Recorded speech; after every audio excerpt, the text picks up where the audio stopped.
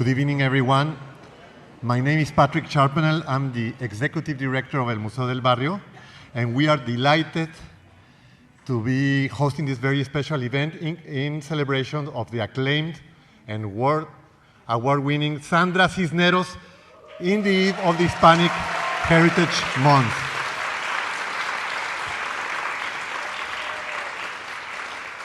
Sandra will be sharing a reading of her collection of bilingual poems. Since 30 years she hasn't do bilingual poems, and this is something very special for this occasion. I would like to extend a special thanks to Roll Up Community Bookstore, Librería Comunitaria, for partnering with El Museo this important program, but also for all the great work that they do to elevate and give visibility to Latinx authors.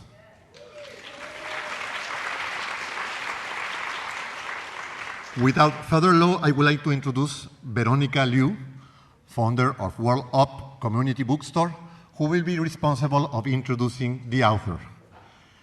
Gracias y bienvenidos a El Museo. Esta es su casa.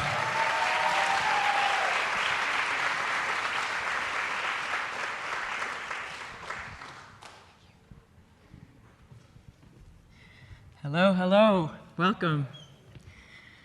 Thank you so much for being here tonight, and thank you so much to El Museo del Barrio for partnering with us on this event. Thank you to Sandra for launching, entrusting us all with your launch, and to our whole team for entrusting us with this launch of this very, very special book on this very special occasion. My name is Veronica Santiago Liu. I'm the founder, general coordinator of the collective that runs Word Up Community Bookshop. And I wanted to just let you know that because we're not located here where we were, so you could come visit us. We're we're a bookstore and art space, Amsterdam and 165th Street in Washington Heights. We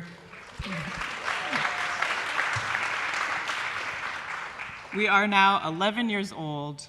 We're a nonprofit community organization that really wants to just take the lead from our communities for what we present there at all times. And we also are collectively operated by neighbors from all over Uptown NYC, Washington Heights, Inwood, Harlem, the Bronx.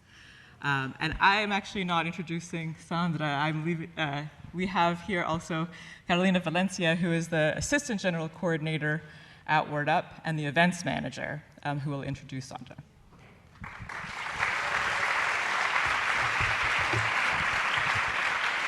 Hi everyone, bienvenidos. This is just an event that I'm very excited about.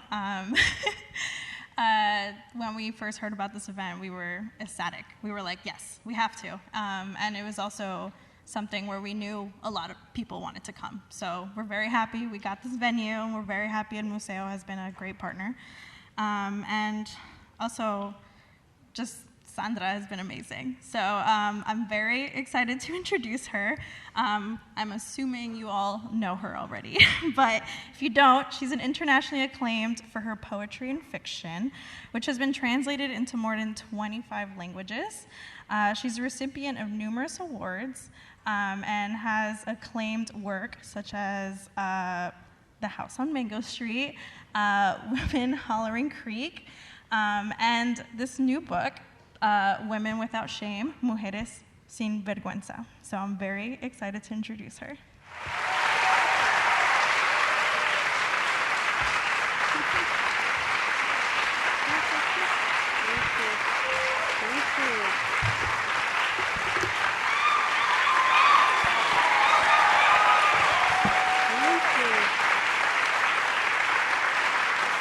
Gracias. Qué lindos, qué lindos, qué lindos. I remember the first time I read my poetry in New York, like in my early days in the 90s. And I remember when I was descending into New York, and I thought, wow, I'm reading in New York. So I still feel like that now, all these years later. And I know my friends are here. I don't know where they are, but I know they're out here. There's Jessica Hagedorn. I think there should be like a Hollywood spotlight. Like, Jessica Hagedorn! Whoa! And I know there are other friends of mine. Is Derek and Andrea here? I don't know. They were on their way. And I can't see who's out there. Dime who you are. Shout it out, because I can't see. And I know that some of the people from Knopf Random House, can you shout and say, we're here? Ándale, dale gas. And my literary agent, Stuart Bernstein. Stuart, can you stand up? I can see you. Yay, yay. And if he wasn't my agent, perhaps these poems would still be under the bed. I'm not lying. Because the thing about poetry for me is I never know when it's done. So I just keep writing it and stashing it under the bed and like that. Are there any children present? All right, I'm going to warn you, it's adult subject matter. If you need a therapist, it's not my fault. Okay? All right. So anyone in high school? All right, I hope you got your permission slip from your parents. They're good. All right, I'm just warning you, adult subject matter. And you hear worse stuff in songs, but I'm just warning you so that I don't get in any trouble. Okay, so for my first poem, I would like to read, and it's such an amazingly beautiful book. I have to just say, is this the most beautiful book ever? Right? And isn't this the most beautiful space ever? Thank you so much for coming tonight and for allowing me to perform these in a memorable space and beautiful museum. We love you, Sandra! It's mutual. Thank you. So just so you know, this first poem is My Mother and Sex. Yes, it's that kind of reading. My mother was very conservative, even though she had given birth 8 times. So you'll see from this poem, why I wrote it.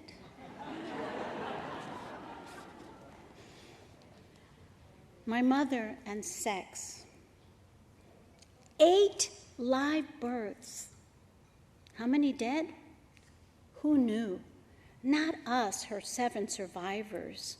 When a bedroom scene flashed on TV, she'd shriek and scamper to her room as if she'd seen a rat. It made us laugh. What were we? Immaculate conceptions?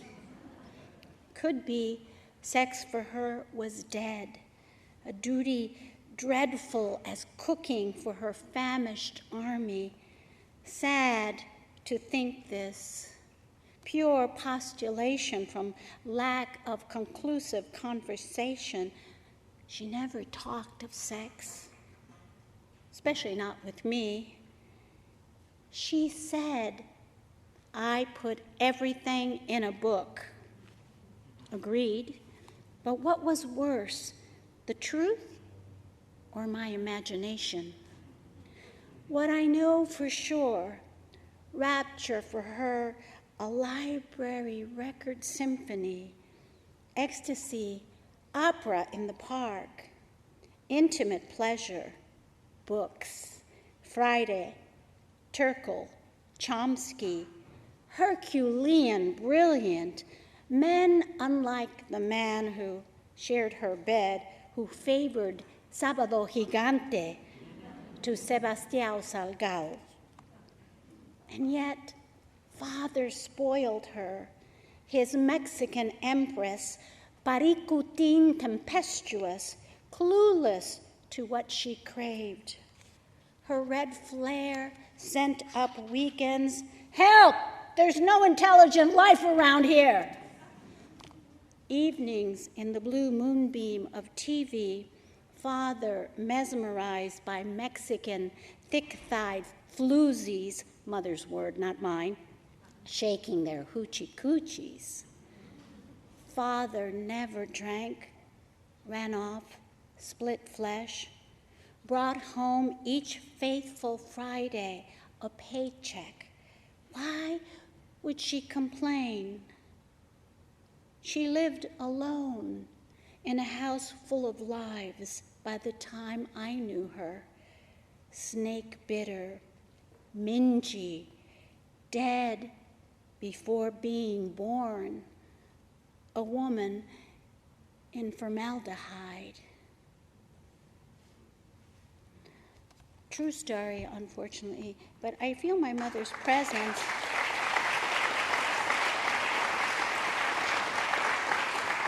I feel my mother's presence especially because the wonderful thing about getting older, if you're very lucky, the dead don't die. They just kind of hang around, visit you, talk to you, guide you. If you're very lucky, if you're a poet, they're always near you. And it's a beautiful thing to know that love never dies. Muchísimas gracias for that. That was amazing. And yeah, now I'm very excited to introduce Robin Morgan, who's a poet, author, feminist activist, and former Miss Editor-in-Chief. She's published 23 books, including 3 noun classics, sisterhood anthologies, her best-selling The Demon Lover, her prize-winning historical novel The Burning Time, and the latest 2, Parallax and Dark Matter. Her work is translated into 13 languages, and she's a recipient of numerous awards. Welcome.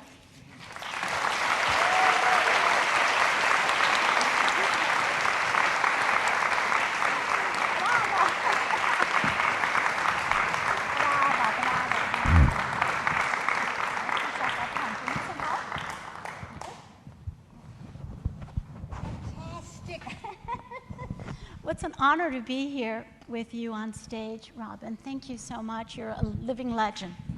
The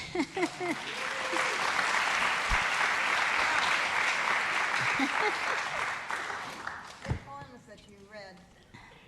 that she read are just fantastic. Maybe you ought to explain to these nice people why you picked a crazy monolingual Gurungita. Why did I pick you? Yeah. Because I needed someone who had the long view. I needed someone who knew about the women's movement all the way back from the beginning when I was still not a part of it, and to bring it up to date where we are here. I really wanted someone who had that wisdom and vision. Well, wherever...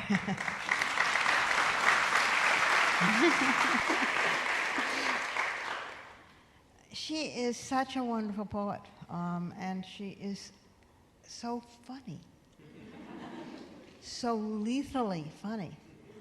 I mean, these are such... I can't believe there was ever a time when you were not a feminist. I just can't. Well, there was, and I was very young. I really didn't understand, and I think a lot of it was class and color. Yeah. The women's movement didn't, and I didn't understand it. Yeah, yeah. Well, you but I'm on board now. You think? Oh, you think? Yeah. Now, it's been 28 years since you've written a book of poems. You've been meddling with all this prose, which is very nice prose, I must say. But what happened? Why have we waited so long, had to wait so long? Well, I was always writing. I just didn't have anyone asking to see them, and to see them as a group. And I wasn't gathering them. One thing I learned very early on in my life, when I published my first full-length collection, I felt naked after I published it. And I thought, well, just because you're a poet doesn't mean you have to publish. It means you have to write. But publishing is the opposite of why you write poetry. And I already published with fiction, so I felt that my poems were too personal, and I wanted freedom, and I didn't want to feel like I had people censoring me or judging me, so I decided I would just throw them under the bed. Interesting. Interesting, because with me it's the reverse, sort of. Poetry is the one place where I can be honest, yes. Totally, on the page. Well, gee, that's the thing why we need poetry right now, because this is a time of fake news and people not knowing what to believe. It's really the time for poets. Are there poets out there? Yeah, can we have the house up to half? Yeah. That would be you. wonderful. Oh, there we go. People. Oh. Peeps. How great is that? How fantastic. That's great. How many people out there consider themselves poets? Oh, You are the seers for our time. In a different age, you would have been the brujos, the brujas, the sacerdotes, the priests and priestesses. I really believe that. And that's why we never have a president who writes poetry. That is the truth. Can you hear okay, by the way? Yeah, okay, fantastic. So that's the reason. Well, it's not going to be another 28 years. No. I hope to have another collection before I turn into a McGay. Oh, Yeah. God. The other general thing that I wanted to ask you was that I know I have Parkinson's disease, and I'm dealing with it very, very well and very happily. I had brain surgery, no tremors, it's great. The one thing it doesn't address is balance. And you've written as well about the year I almost died, the year. Let's talk for a brief while. You need to hold the mic up a little bit closer. Can you repeat that question? Yeah, I said that she has written as well about illness, which many poets don't address, or they address it in that kind of male neurotic way like Robert Lowell used to, of night sweats and I am suffering deeply. I mean, so I'd love to hear the ways in which you address illness without it defining who you are. Well, the reason why I am even here today is thanks to poetry. Because it's the year that I didn't write poetry, that I wasn't writing poetry, and I wasn't talking about my depression or the demons I was fighting with when I was 33. I think that poetry keeps us sane and it keeps us healthy. It becomes our therapist. Sometimes it's not enough, and we have to have a therapist and poetry. But I do know, like especially, I was talking with Erika Sanchez, whose new book memoir, "Crying in the Bathroom." If I had to write my memoir, it'd be laughing and on the way home, because I'm just so happy now at 67. But when you're younger, you cry a lot. I used to cry every Friday. I thought that was normal. I thought everybody cried every Friday, but that's only in your 20s. You get over it by the time you're 30. And I just, I had a difficult year when I was 33 because I lived in Texas and I couldn't find a job, and it really, I questioned why I was on the earth and what was I good at, and I was only good at words, but that didn't pay the rent. And so it was a difficult time. If I'd had a community of poets or other people who were close to me sharing my work, maybe I would have gotten through that time easier. But I was saved during a self-destructive period by my second National Endowment for the Arts Fellowship, which came from Divina Providencia. I remember that I knew if I went home that I would get better. And so I went home to Chicago, and my mother told me while I had my coat on and suitcase in my hand, a letter came from Washington, D.C. I think it's good news. I forgot that I had applied. I didn't have a permanent address. I was living out of boxes and things. And I opened the letter with my coat on, and it said, "Congratulations, you've been awarded $20,000. And I was getting $20,000 for writing. So that really woke me up. And I told my mother, please give me a piece of paper. I want to thank them right now.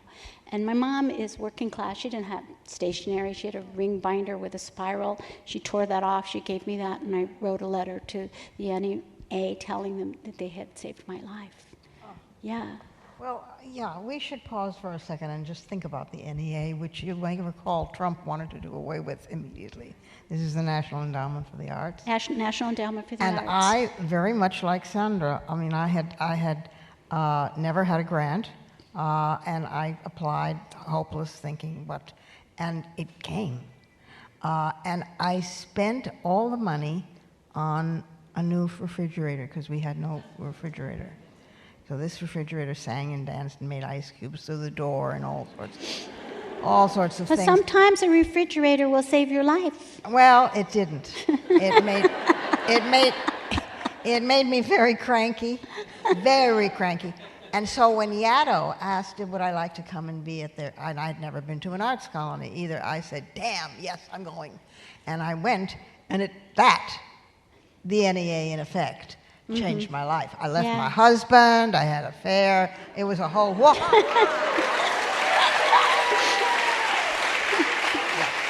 Well, you know, you found your people. Exactly, exactly. It's very interesting. We have these, and they have little hats on them. Yeah, this is not necessarily a feminist thing, but we're doing our best. So, It looks like the Hitachi wand, right? yeah, well, That's what I think, you know.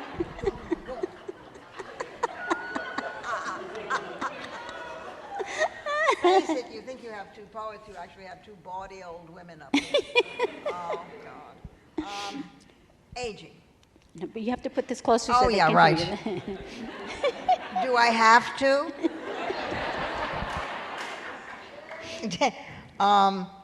Okay. You are very much a poet of the flesh, thank God. You love the flesh, you live in the flesh, you affirm it. Not that there's not an entire strong spiritual dimension to your work. You know that we've talked about that a lot. But it's flesh in spirit and vice versa. And you don't abandon the flesh when it's aging flesh. And this is very unusual. And I want you to talk more about this, please. There are some wonderful poems in here about aging. There's a lot of poems, like I didn't realize there were so many for every year of, you know, my life. This is a poem for 50, a poem for 51. Yes. I guess I was very conscious when I was writing it, you know. But you know how, like, when you're a young kid and you can't wait to get your first bra or your first stockings or whatever it is that's a marker of getting into adulthood, you're fascinated with your body. Yeah. And, you know, I feel that fascination too, but it's like a metamorphosis with the body as it's changing. And I think it's interesting. I think it's interesting. You know, not all of it is things I would like, but as long as I'm healthy, I'm okay. Mm-hmm. You know, I don't want to do things like, you know, I can't wear eyeliner. I have eyeliner envy for you young women that have eyelids. You know, because at our age, the lids collapse. I don't want to, you know, it's almost like you need a flying buttress, you know, to keep it lifted. But I can see, and I'm happy about that. But many women that I know of our general age, I'm older than you are. I am now, wait for it, I'm now 81.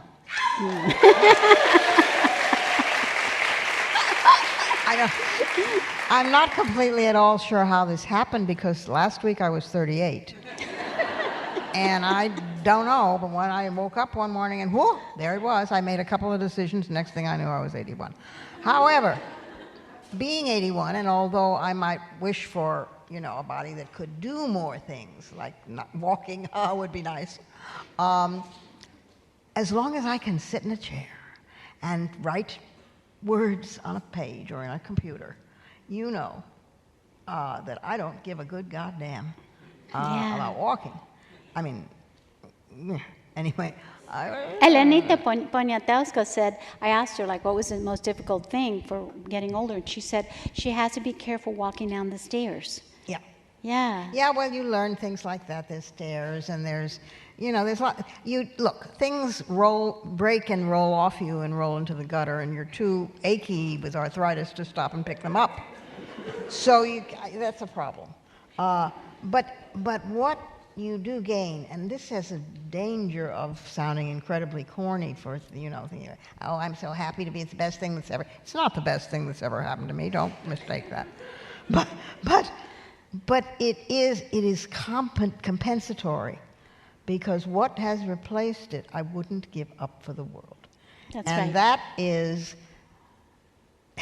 the intangible, that is spirit, that is mind, that is intellect, that is craft. Yes. Because now you know how to do things. Yes. And the writers I admire wrote their best books after 65. The women writers I admire wrote their best books. I think it's because they had to take care of everybody. That's and right. Finally, when they get to be 65, they say, what about me? Right? Absolutely. No, you're completely right. And this book is so filled with goodies. It's like there are I have them categorized. There are the go-away poems. There are the poems like the one about my father said to me. And these are the things that list all the things you have to do like bathe yourself and this and that, and it's really tedious. And then there are the poems that say, don't ring my doorbell, do my this or that, and go away. Leave me, let me be. And when she is being, there's no match for her. And then there are the men and revenge poems, or not revenge, but they are the, I'll put you in a poem. And then there are the goddess poems. And I want to talk more about those, because those are something else with a capital E. I don't even know which ones are my goddess poems. Well, they have titles. It's Yeah, amazing. which There's one a do you think of as contents the page and goddess everything. poem? Which ones are the goddess poems for you? Oh, yeah. Oh, the Coatlicue one is a goddess. There are sometimes they're grandmothers. There's a wonderful poem called Creed, which is, I believe what the generals need now are the abuelita brigades armed with chanclas to shame, swat, and spank los meros machos del mundo. Yes, yes. Well, you know why I thought of that? This is Really true. cuts to it. You know why? This is a true story. In the news in San Antonio, Texas, where I lived, there was a sniper. And he was holed up in his house, and the police had surrounded the area. They had yellow tape, and they were there. And a little anciana was walking home, and they said, "Señora, you can't go there. There's like a sniper." And she says, "I live there." And she just went under the tape, and she went in. And then the next thing you know, she came out with her grandson, and she was hitting him with it. And I said, that's what we need, for all the narcos and the machos and the politicos that behave badly. Let's get their grandmothers out there, right? And shame them. That would solve everything. It's a true It story. really would solve it. It absolutely solve everything. There's a beautiful poem to your mother and about your mother. There's also, of course, the poem that you read about your mother and sex, which is heartbreaking and funny at the same time. Yeah. A lot of the poems, when I start them, I think they're funny, and then they turn out to be sad, and the ones that I think are sad turn out to be funny. And that's how I know I'm writing something that's worth writing if I don't look so great in the poem. If it takes me to some place beyond my ego and shines a light on me that maybe I don't like. Well, don't you find that a poem has its own ideas? Yes. Michelangelo said that he never, and he had issues too, but he never sculpted. He said, "I always find the sculpture in the stone. I chip away at the stone until the sculpture That's emerges." right. And I think very much writing is like that. Certainly poetry is like that, because a poem is in there, and sometimes it will announce, "I want to be a formal sonnet." So there. Too bad, you were going to write free verse on this one. Nope, not gonna. Or sometimes it will give you a plot, or it will give you language, just a word like cobalt. And you never know. And it will be funny, but then it will turn heartbreaking. Or vice sometimes versa. it won't reveal itself till you put it down and come back to it several years later. Oh, yeah. Which is why a lot of these poems, why they took so long. Well, I think that's wonderful, but I think that we have to move this, because one of the things you realize when you get older, like 80-frickin'1, when you get older, the time's winged chariot, as Marvel said, Yes. is near. And you want very much to answer it. And you want to produce, Martha Graham talked about the divine dissatisfaction of the artist, that you never were satisfied with your work, Nobody ever was. But there was a divine dissatisfaction that you kept doing it. And I think that's what we all somehow do, one way or the other. You don't only do that. You have been amazing with succoring and bringing along and mentoring and helping, just plain old helping younger artists. Talk a little about that and the foundation. And see, that's the thing. I'm getting older now, and my Uber ride is going to come for me any moment, and I don't have the time that I used to when I was mentoring and starting foundations and writing blurbs. So I've kind of retired from blurb writing. the need never stops. There are Blurbs are younger going to kill you. Yeah, I can't do it all. I just get too tired. So I'm retiring from doing a lot of the work I used to do, except for maybe my foundation, Macondo, the Macondo Writers Workshop. I just taught. Are there Macondo writers out here? Yeah? Oh, great. Well, I do. I just finished teaching for Macondo, but otherwise I just have to focus on my own work because I'm running out of time. Well, it's very admirable, and as it is, I mean, I was married and I had a son. And now I look back and I don't know how the hell I did that. Yeah, that's a lot I don't know how, what was I? It was one of those things where you expect a chyron at the bottom of the television screen that was going along like a little ribbon, and it would say, "What was I thinking?" And he's a wonderful son. He grew up into, a man of justice and a man of humor. And you can't ask for more than that. I mean, and the husband was but I would have loved to have lived the life that you had. Well, I don't know. My life is, I'm looking backwards. The life I lived, I made a lot of mistakes. I wasted a lot of time, but I think I had to make those mistakes to become who I am today. So I bow and I'm grateful for the exploding cigars. If I make you a pledge, my dear sister, if you are, which you are, who you are today, you are going to be one hell of a fantastic, crazy, marvelous, feisty old woman that will just kick out all the jams there are. Oh, I hope so. Thank you. Won't she? She really will.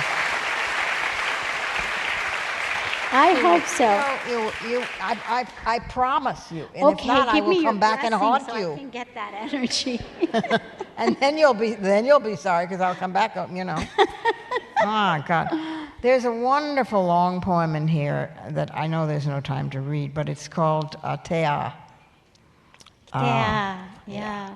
And tell a little about that. Tea is a poem that was written in Mexico, in the street I live in. I could do a whole book based on the street I live on that would be like House on Mango Street, Mexico. And, I've lived on that street now for 5 years, 6. And every house, okay, this person died, this happened here, this person got sick, grandmother left, all the stories. And one day I came home and I saw that there was a T, E, and a capital A on the wall next to my house. And I said, what happened here? And then the next day it was gone. Somebody had sandblasted it. And the woman who cooks for me, Onisa, said, oh, yeah, there were 2 young people kissing here, and he wanted to write a Valentine, te amo. But the police came. And then I thought, well, all the things happening in the town, they got to arrest 2 people that love each other. All the evil in Mexico and the town, you got to go after these 2 huerquitos, the chavalitos. Oh, so I wrote a poem about it. But it's so touching, it's so moving, and it's very tender. It's a very fragile, tender, lyrical form. Well, it was my neighbor's wall, so she was so delighted her wall got in a poem. Maybe people have questions, That's right? what I was just I think it's say. time for Q&A, and I don't know how this is going to be conducted. Oh, you've got a lot of questions. Great. How are we doing? Oh, you have the Q&A. I have the questions. Ándale. I have the questions. Thank you. Do you want me to give them to you? Yeah, I'll read them. I'll read them in different voices, and then won't you be surprised? We only have time for 3. Thank you. Okay, we are about to start reading The House on Mango Street as a mentor text for narrative writing. We wonder if you have any advice for us as writers, thinkers, makers at the Washington Heights Expeditionary Learning School. All right, where are you?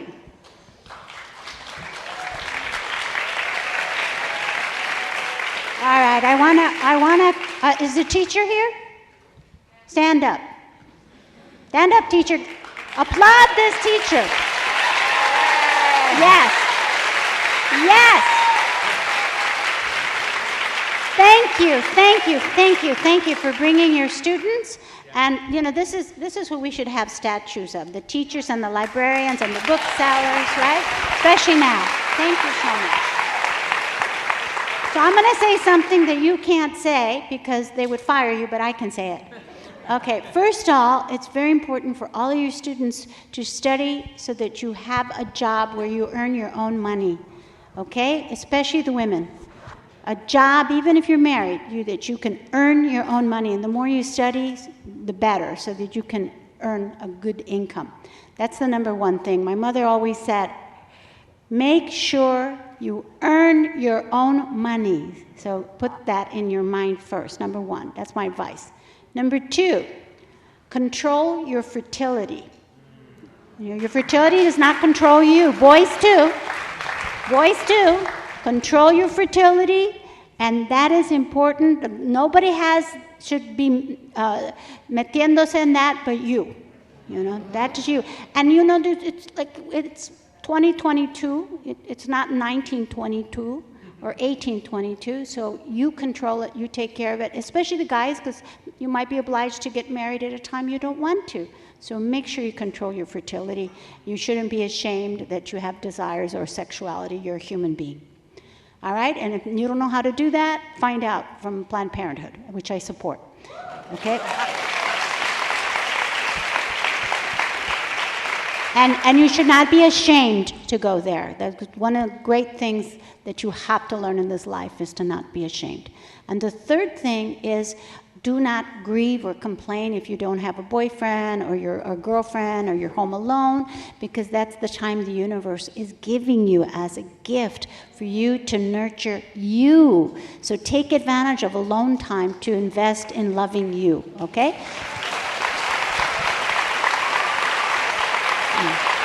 There's three. Earn your own money, control your fertility, solitude is sacred. There it is. Okay? It's true. Put it on a t-shirt. Could not agree more. How did you stay inspired early on in your career versus now? How did I stay inspired? Well, I had to write because I was always heartbroken. Writing is very good for healing your heart. The next day he may not come back, but you got a great poem. So that makes you want to keep. When you create, it gives you energy to live. That's why if you're depressed and you're not creating, you better get a therapist. But writing, it keeps you going. It keeps you wanting to live. And that's how I did it when I was young, when I was home alone or heartbroken or disasters. I wrote my way through my sorrow. Now, I'm sad not because of, my boyfriend or lack of love in my life or partner. I don't have those kinds of sorrows. Now I'm sad because I can inspire you, but I can't do anything with my brother. Personal people in my life who I can't change. That makes me sad. And the way I'm going to deal with that is probably put it in a novel. That's what I probably will do. Okay. And this is the last question, I think. You've lived and worked in both the United States and Mexico. Can you please tell me how your geographical positioning in both countries has influenced your work? And do you consider yourself an international or binational author? I think of myself as from Las Americas now, so I don't even think of myself from the U.S. or Mexico. My ancestors on my mother's side are like 60% indigenous people, and in my case it's 44. And of course I have, North African and European blood on my father's side, but I really feel connected to the Americas living in Mexico. So I like to say I'm from the Americas, North and South. Does that answer your question? I am terribly afraid we have to wind it up. They tell me, they signal me from the house and so forth, which we would go on forever, you and I. But thank you on behalf of the audience, and also for me, and thank you for Thank you for all the work you've done, and she's done a lot. If you don't know, Google Google Robin Morgan for allowing me to be the feminist I am. So, Oh, my thank dear, you. I am so honored.